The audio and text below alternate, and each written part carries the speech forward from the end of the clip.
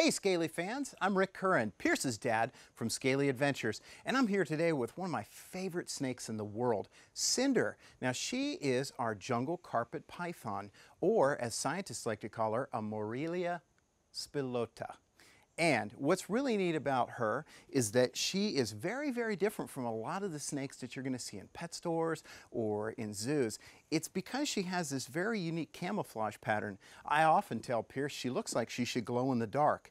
Now, Cinder here is from Australia, and what's neat about her camouflage pattern is it fits in with the jungles and the leaves and the mud that she would be around. That's why her coloring is so different, and she looks to stand out a little bit even from the background here.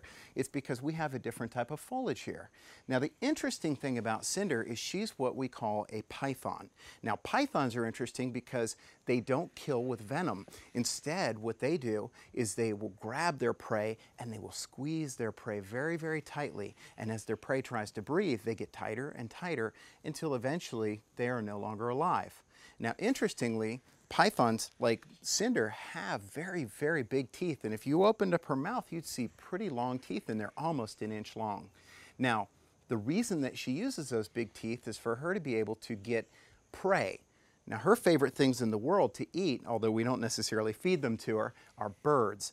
These type of pythons love to live up in the trees, and what they do is they will sit very, very still, and they will wait for a bird to come along.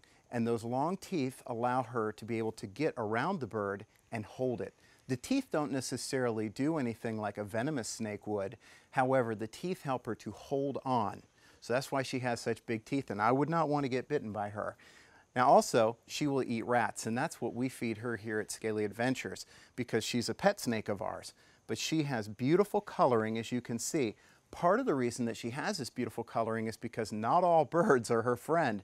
She can't eat all of them. So what has happened is if you look at the top of her, her coloring is the way it is so that if a bird or another predator is flying over top of her, then what happens is it looks down and it sees what looks like leaf pattern and little light between the leaves. Now what's also interesting is she has enemies from below as well. And if you look at the bottom of her, it's almost pure white. And the reason is so that if you look up, it would look like the sky. Another cool thing about Cinder is that if you look at the very front of her nose, you'll see little pits in there. Those are for heat, and that's how she hunts. Now stay tuned to Scaly Adventures for more exciting information about snakes and other reptiles just like this.